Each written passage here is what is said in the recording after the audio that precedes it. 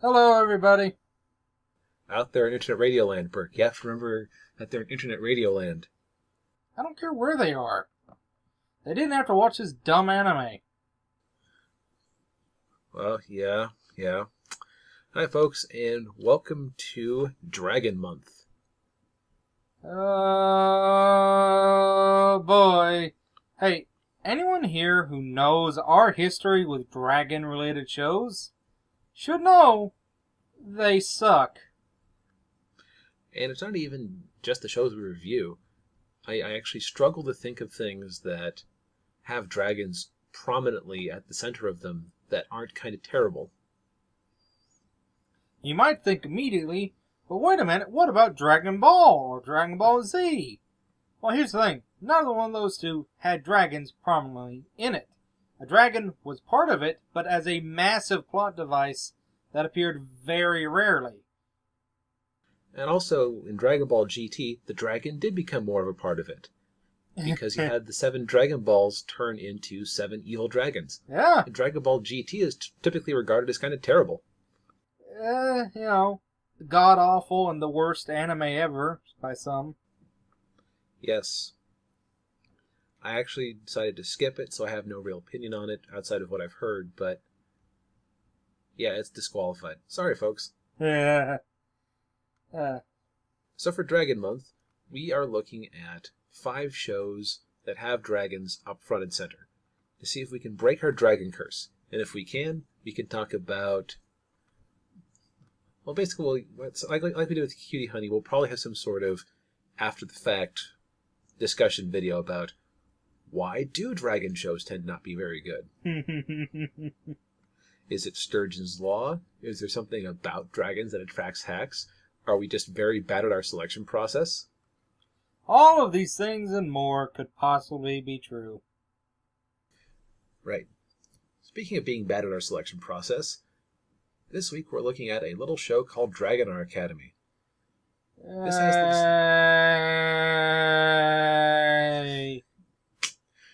This show has the distinction of being the most recent we've ever reviewed a show.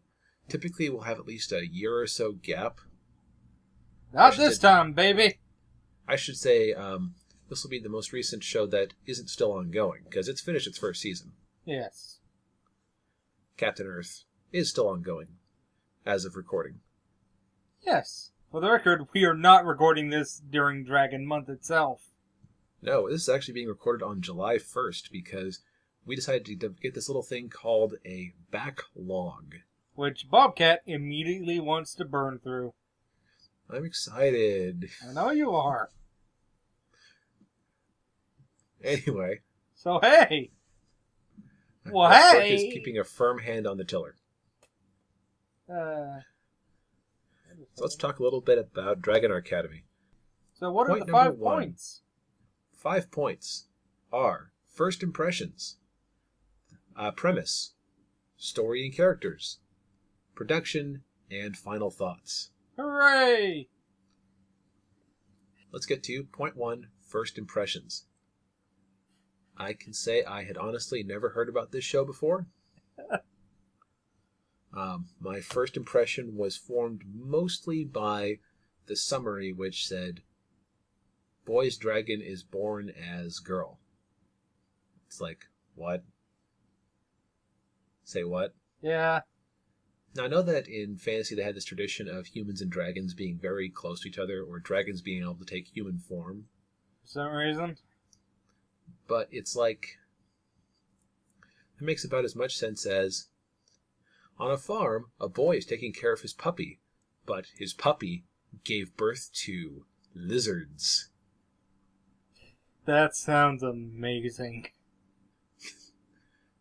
And their names were lizard pups.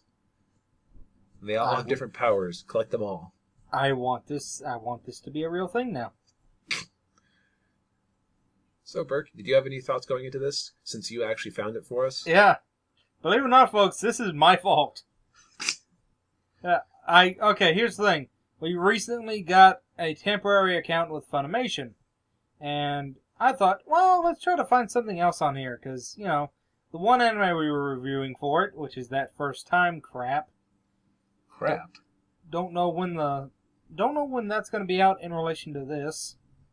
You know, I decided, well, yeah, let's go ahead and watch another one. Then I thought, you know what? We don't have good luck with dragon shows. This is a dragon show, because like dragons in the title. I'll just suggest this to Bobcat without actually looking at it. Big mistake. I will not forgive myself. All right, so let's get into point number 2, the premise. I have no freaking idea. I can sum it up. It's Harry Potter with dragons. It's not Harry Potter anymore. No, let me finish. It's like a Harry Potter Gary Stu fan fiction, but replace magic with dragons. But there's still magic, but it's tied to the dragons. Also, awkward sexual stuff. Harems. Yes. Point number 3. Jesus Christ. Story and characters.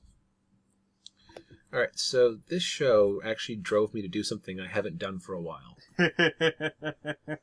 I did research, and I did notes. Usually I'm satisfied just doing the first impressions thing utterly blind. Like, I don't know if this is connected to a larger franchise. I don't know what the experience of the people who made it is. I don't know what it's based on.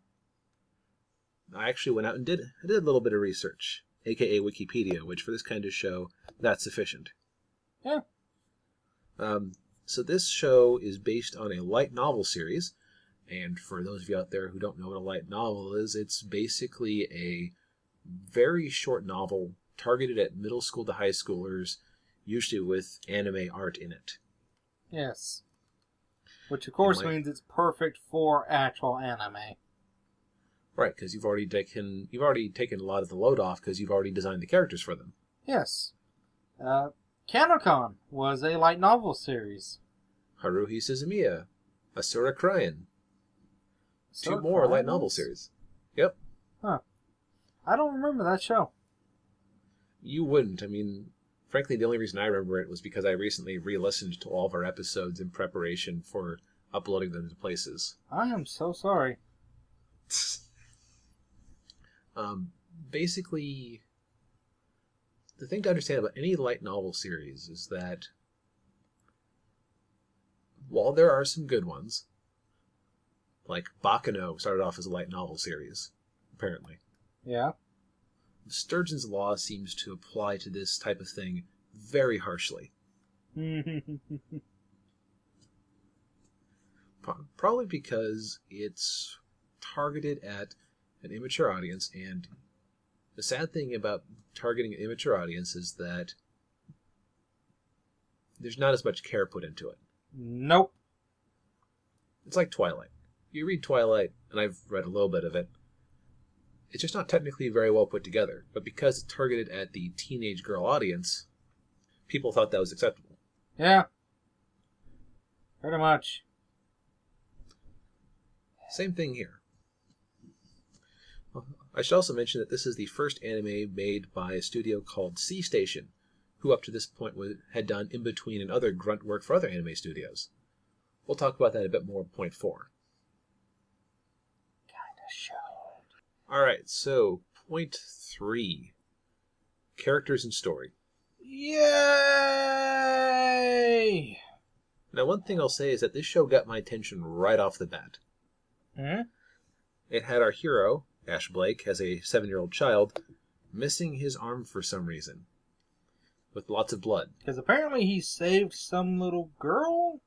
And then some lady with antlers, who I will call Moose Lady. Sexually molested him. If by that you mean caused him to grow his arm back and made him grow a tattoo of some sort. Same thing. In fact, if I was going to give him an insulting nickname this time around, which I won't because Ash is a suitably short name for remembering, I would call him the boy with the dragon tattoo. Oh yeah, so Brock apparently once sacrificed himself for whoever the hell. I think I know who it is, but whatever. Yeah, I'll be very surprised if it isn't her, but we'll get into that in a sec. Yeah. So we cut to the present. Where he's getting sexually molested in a dream. Yeah, that was weird. Yeah, see, spoiler alert, okay, basically, if you took out, like, this 30-second segment and the last 30 seconds, you would have a good first episode. Right. It wouldn't be a perfect first episode, but it would be a good first episode. Yeah. Shame about what happens. Yes. So our buddy Ash goes to a school for people who give birth to dragons. Yep. Terry here, he's, well, kind of a problem child, so all the people call him a problem child. In fact, that's his official title, I think. If it isn't, it might as well be. It's kind of dumb, not gonna lie. It would be more of a... Okay, so one thing I'll say about Ash right off the bat is that this kind of show, it would be so easy to have him just be a milquetoast little guy who had no defining characteristics whatsoever. Yeah. Dragonar Academy tries a little bit. A little bit. Because they decide to give him a bit of anger because, see, in this world, if you have this dragon tattoo, at some point a dragon pops out of it. Which means that technically everyone is pregnant. At some point, yes. But they're pregnant with dragons. Arnold Schwarzenegger would be very happy. I mean, it's been too long since I've seen that movie. I can't even think of a good line. Well, you are the Danny DeVito to my Schwarzenegger. Hey, maybe, I don't know. Anyway, that's either an insult or a compliment, depending on who you are. I can't tell. I just can't tell. It's neither, Bobcat. It's a fact. So anyway, so his deal is that he's had this dragon tattoo, and this very elaborate one. It seems like most people's don't take up their entire arm. Nope, most of them just take place on their thigh or panties or breast. Yeah, because, it's that kind of show. Right. I wonder if the thigh ones are called cutie marks. Oh, God. Ash's struggle is like that of the Cutie Mark Crusaders. Yep, Except poor Mitzi. So our buddy Ash here, he flies off the handle if you make a reference to the fact that his dragon has been born yet. And there's a character who we'll call Princess, as in, excuse me, Princess. Yeah. Who likes to needle him about it and say, I bet your dragon's dead. Which, of course, makes him nearly want to punch her, and you know what I really wanted to see? Him actually do it? I want to see these two get into just a slugfest with each other. Just out and out, balls out, slugfest. The two punching each other in the face until they became friends. For some reason, I want this to happen with a mudslide or something. I don't know. Just make it as unpleasant as possible. Well, he's not James, so he doesn't have a muck, so we'll have to work on that later. So, he's at this school to learn to ride dragons, and we learn that his special talent, most people are one dragon people. They have their dragon, and that is the only dragon they can ride. Mm-hmm. Ashy Boy, on the other hand, is able to ride every dragon. Yep, May is quite talented, as it turns out. Are you just going to keep changing what Pokemon character you're calling him? It's a gag. Okay. I mean, I wonder when I'm going to run out. Not after however many seasons of it. Do you know how many seasons I've actually seen? Probably one. One.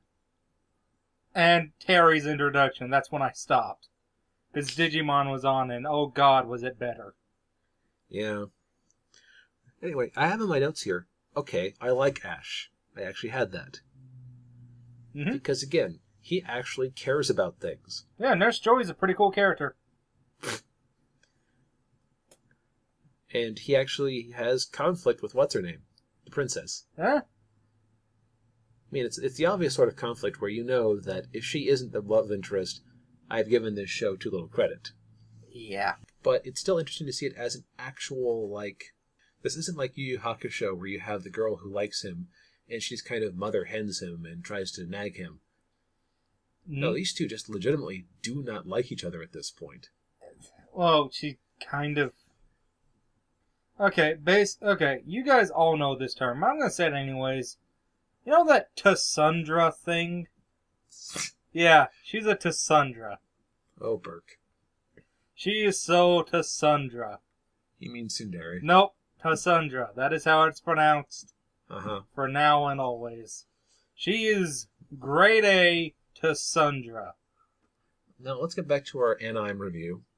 And... Well, okay, so, Gary here, he gets into this whole big thing with, Princess, about, oh, if I beat you in this dragon race, even though you have a flying dragon, and the only dragon I can get is one that runs kind of fast, I will make you apologize for saying that my dragon's dead. This isn't really worth...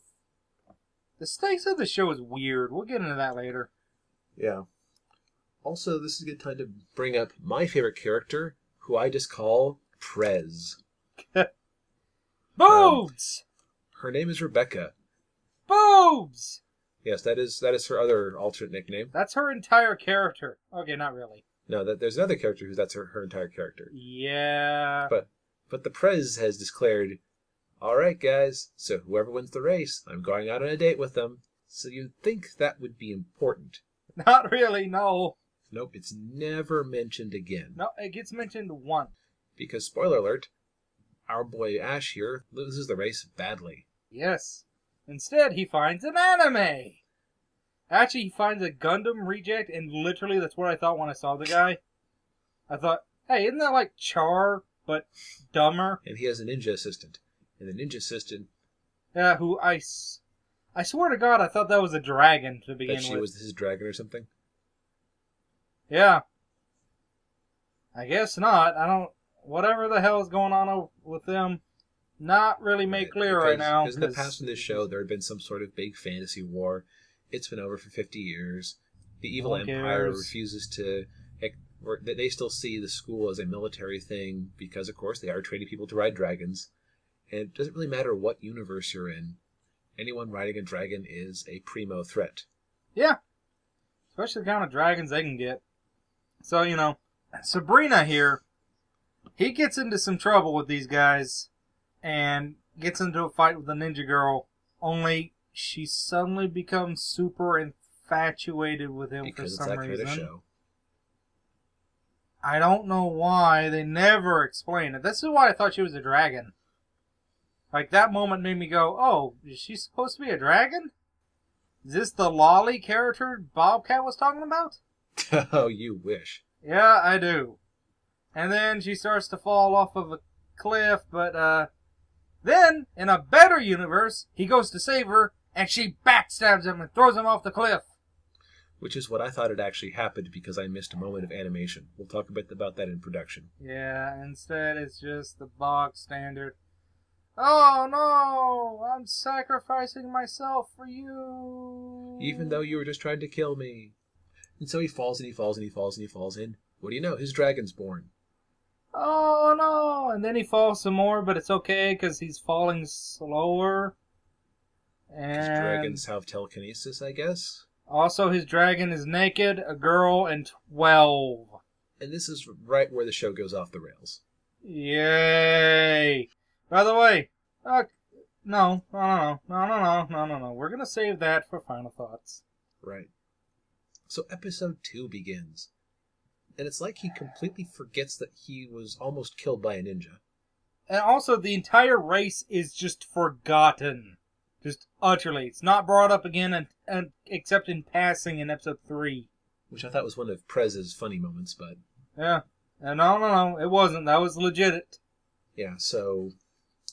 Episode 2 is about getting to know you, getting to know all about you. It's a boy and his dragon girl that's 12 and won't wear clothes, and we keep seeing lingering shots of her butt, breasts, and vag.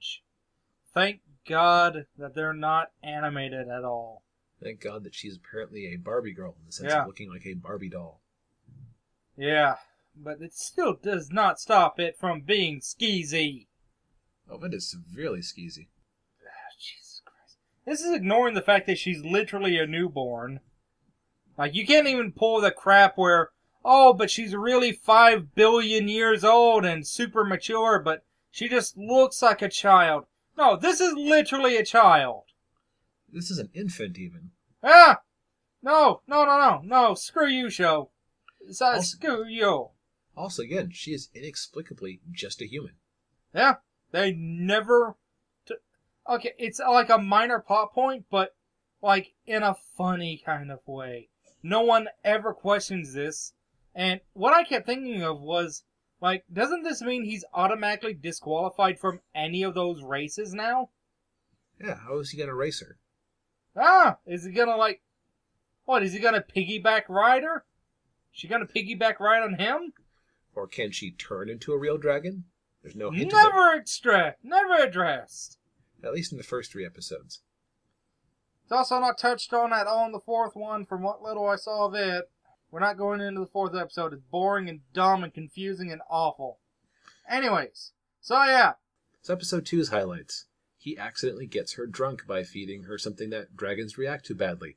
And she tries to have sex with him. Well, or she just... Yeah, it's... Hooray! And the princess has decided to warm up to him because, well, I guess if his dragon was born, I should apologize for claiming that it was a stillborn dragon. Also, we get lots of hilarious hijinks where she mistakes them as actually being a couple or something and says that she expected better of you. Really, the only funny bit in the whole episode was the prez, just how matter-of-fact she was about it. Yeah? Like, okay, everyone gets some money to raise their dragon, so go ahead and bill it for any clothes. Yep.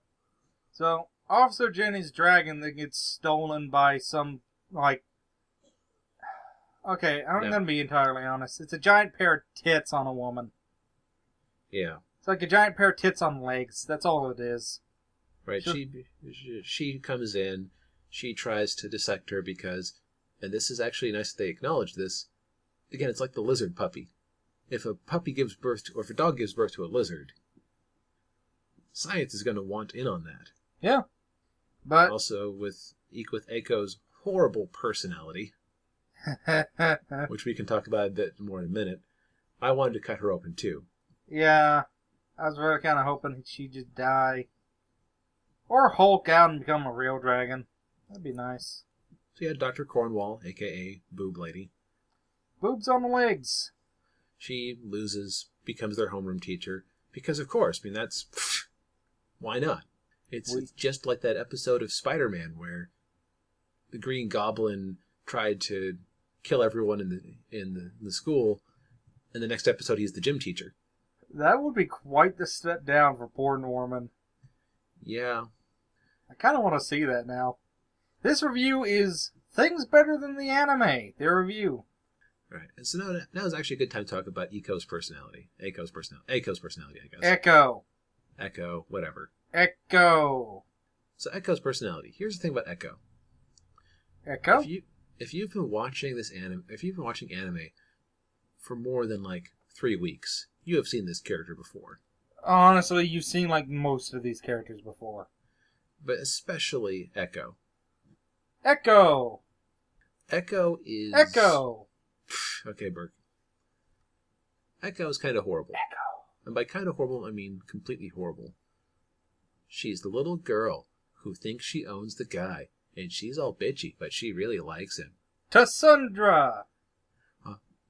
Also, in episode 3, don't think I made this armor just for you. I just made it of cast-off parts. Yeah, that's literally a line. And that was when I knew, okay, this character is irredeemable. I knew the moment we saw her. Yeah, but she's the pink-haired girl. No, pink-haired girls tend to be nicer than she is. That's true. Well, hey, she has pink hair. Yeah, sure. So episode 3, we have an actually entertaining moment with the Prez and Ash, where it's obvious that she's into him. Yeah, but She tries to butter up Pikachu, but, doesn't really work. Well, okay. I don't know why he doesn't agree immediately, but whatever.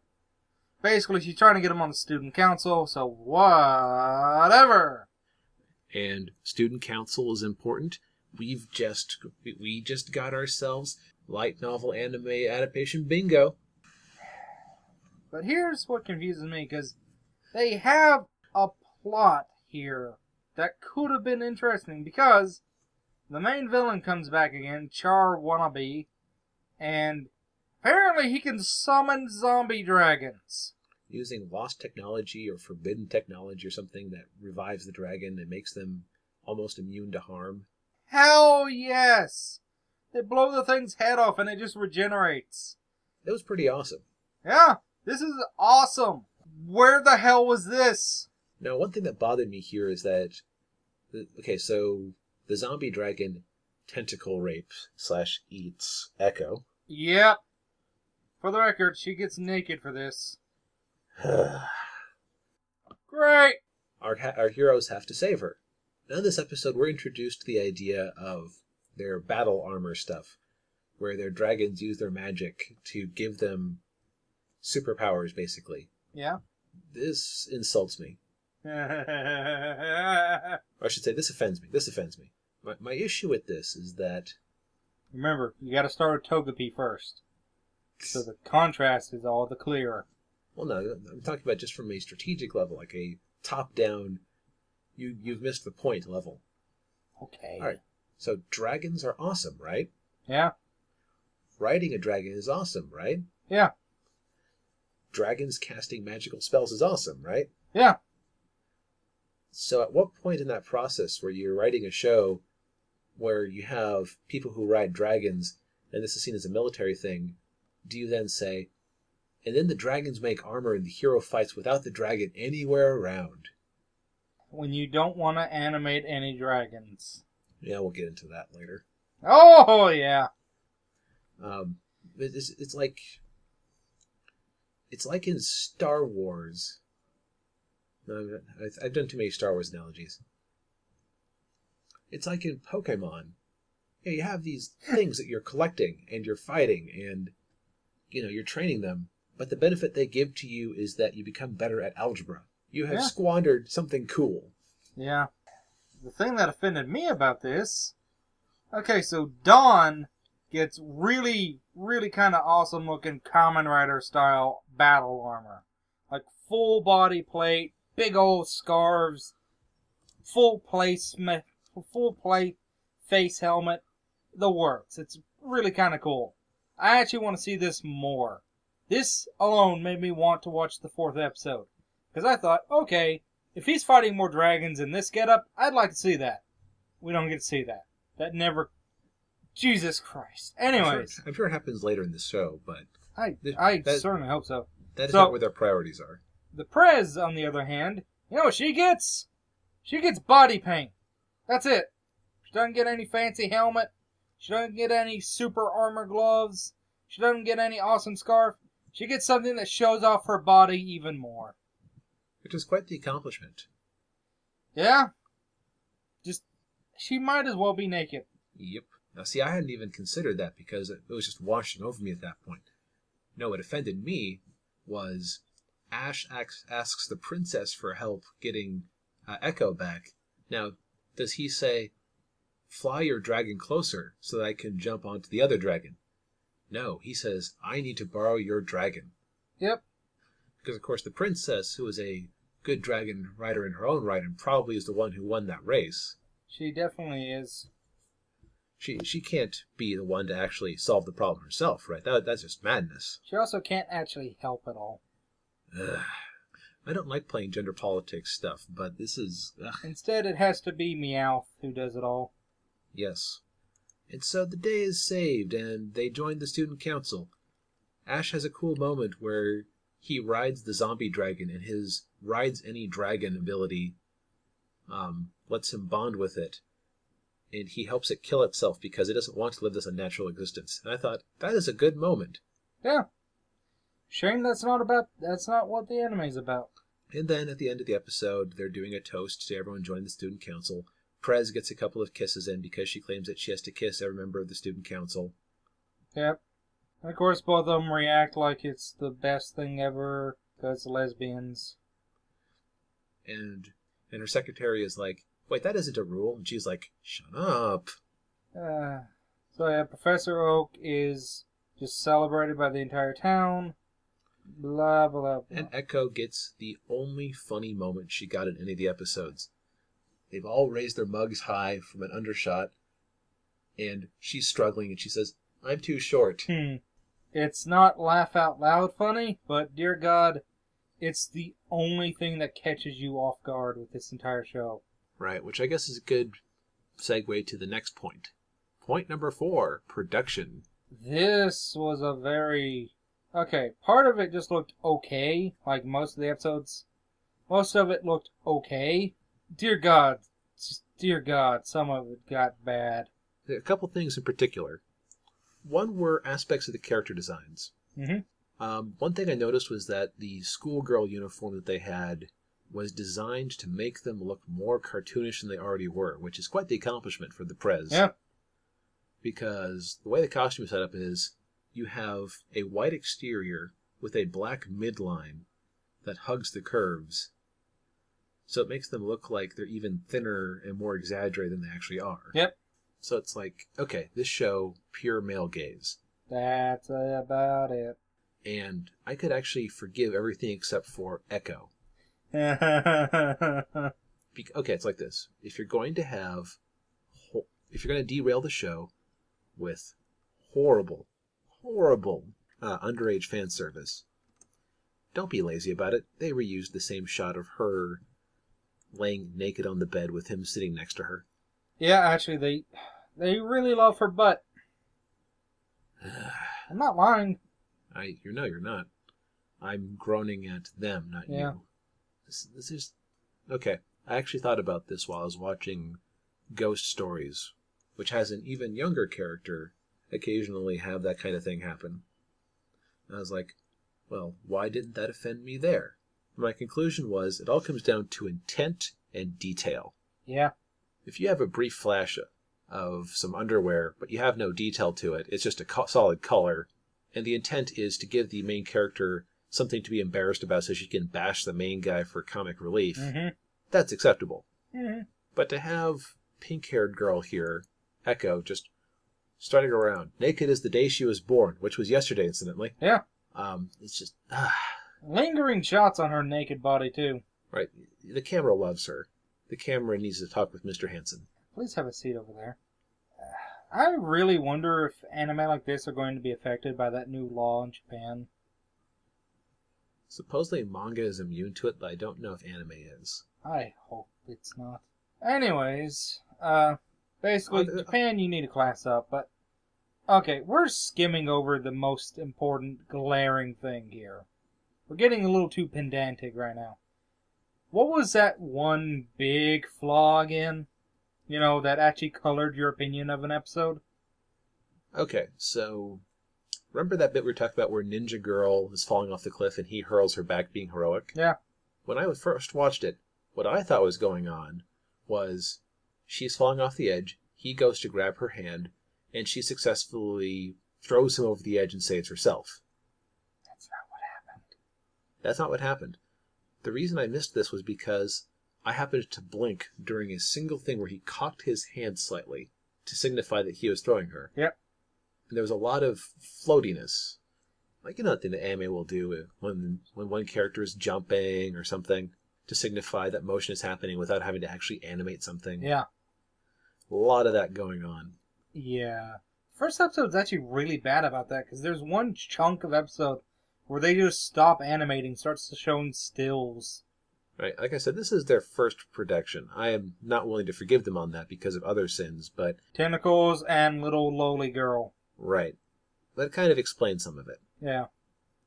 So the animation's okay, but it can get bad and outright confusing if you blink. The voice work is... Well, it isn't dubbed, so we have a hard time really judging the quality of it. It fits the characters, I can tell you that much. Yeah, Echo sounds like an annoying little bitch. Yeah. Main dude sounds like a teenage boy who has a little bit of spine to him. Yeah. Poor Ethan. Prez sounds kind of older and more mature. And Princess, excuse me, she sounds like a Tessundra. Why does the show have two Cinderas? I don't know why it has so many Tessundras. From a music point of view, I don't remember the theme songs at all. Dear God, no. It had no good incidental music. It was a void of music. Yeah. That's about it. Yeah, the only other thing I noticed was that the dragons, when they're animating the dragons, the coloring on them. I've seen this trick a couple places before. The first place I ever saw it was a Cartoon Network show called Chowder. Hmm? No, was it Chowder or it was one of those mid-2000 Cartoon Network shows where it was obvious the creators were high at every stage of production. Yeah. It's a trick that you'll see. It's a trick I saw there where, to make it look more psychedelic, they would animate the character so that they were completely transparent, and then the character would be like on top of a Photoshop layer that would have a pattern. So as the character moved around the screen, the pattern wouldn't move with them. Mm-hmm. They would move in relation to this wallpaper. It's like that plaid effect, but with shirts and comics. Pretty much, right. The dragons were colored the same way, which that effect is kind of severely lazy. Yeah. Unless you have an effect with it. Just laziness, start to finish. Except they could animate what they wanted to animate. Oh yeah, when they were tentacle raping Echo. Yep. Oh, the details turned up. Did we ever actually get a good, clear shot of Prez's dragon? I don't think so. I don't think so either. Which is a shame because she's my favorite character. But no, she's not allowed to do any cool things. Not being in possession of a penis. Yep. She must instead be graced by the penis. Such is her fate. A tragedy. Which I think brings us to Final thoughts. Care to go first? I'm going to just sum up my opinions with your opinion by asking you a question. Which was worse, Canacon or this? Canacon. Are you sure? Yes. Are you sure? Yes, because, see, here's the thing. The annoying underage fan service in Canacon, if you stripped that out, you'd have the 3-minute adventures of a lonely little boy. Oh, and the bizarre older woman who wants to bang him and the younger woman who wants to bang him. In this show, I think you would actually have a pretty good show if you stripped out Echo. Yeah, you'd need to justify the dragon powers the kids got, but that's easy enough. We also wouldn't have the second episode. Which would be good. Yeah. We'd skip straight to the zombie. I mean, quite frankly, it seems to me that what if he never gave birth to his dragon? What if he absorbed it and became dragon? Or what if that was just his lot in life? He was the guy who could ride any dragon. And they had to use that strategically since he didn't have his own powers. Or maybe his own dragon's already alive, but off doing important crap. Right. I mean, there's potential here. It wouldn't have been Shakespeare or anything like that. It would have been a decent shonen protagonist series. And it would have given us right off the bat a good episode for Dragon Month. Was not fated to be. Instead, 12-year-old girl plus tentacles. Yeah, just yay! Now, if you yourself are in high school, well, first off, this show is ridiculously inappropriate for you. Second, you got to get like a free account on Funimation. Right, they try to keep you out. You have to be 17 to even have a shot at watching this. I can't imagine why. So quite frankly, I don't know who this is for. This is a plot on the level of the first couple books of Harry Potter, but with awkward nudity sprinkled throughout. I'd say the first season of Digimon has a more complex plot. Yeah. Not second season, though. You know, I mentioned this to someone before. So remember in the Avengers when Bruce Banner said, "My secret is I'm always angry"? Yeah. My secret to reviewing is that I would love to end every episode with, this gets a 5 out of 5, go buy the Blu-ray. If you don't have a Blu-ray, go buy a Blu-ray player just to watch this. I really would. Go off and buy a subscription to Funimation. And buy the Blu-ray, Yeah. and just to send them a check saying, this is the best ever. That'd be nice to do, wouldn't it? Right, and there are occasionally shows that do that. And I was also asked, well then if you want to do that, why do you watch shows like this? Because occasionally they surprise me. In both good and bad ways. Well, in good ways, because, say, if I had just gone with my first impression of The World God Only Knows plot, I would have missed out on one of my all-time favorite series. Yeah. So, there are diamonds in the rough. There are. Just sometimes those diamonds are encrusted in crap. Yes. And the sad thing is that this would have been very easy to fix. Yeah. You just needed an editor and not pedophilic tendencies. Hell, the rest of the fan service I could stomach.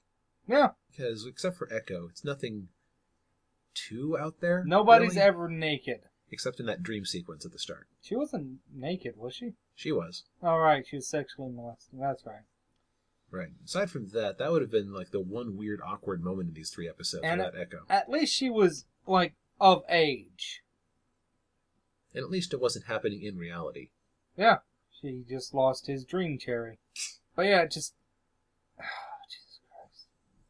You need to just stop, redo this anime, remove the little girl. That is my advice. Yep. Also, if you want to keep gender equality alive with the armors, make sure his schlong is the biggest thing about the next armor. No other armor around him, just a big old codpiece that he smacks dragons with. Now there's a show. That's the... Yeah. Cod Smacker! The Dragon Slayer! Alright, so I think that gets us to the end of our final thoughts.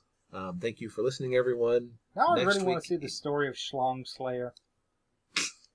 Schlong Slayer and the Sword of Antiquity. Good night, folks. Yep. If you want to watch more episodes, our website is 5pointpodcast.com. We have a Twitter, 5pointpodcast. No, that's 5pointpodcast, not 5pointpodcast, because Twitter has a character limit. Twitter. You're Twitter. And join us next week for Dragon Crisis, which may be more of the same. Maybe it'll be good? I didn't pick this one! Yeah, we'll talk about that when the time comes. Good night, everyone. See ya.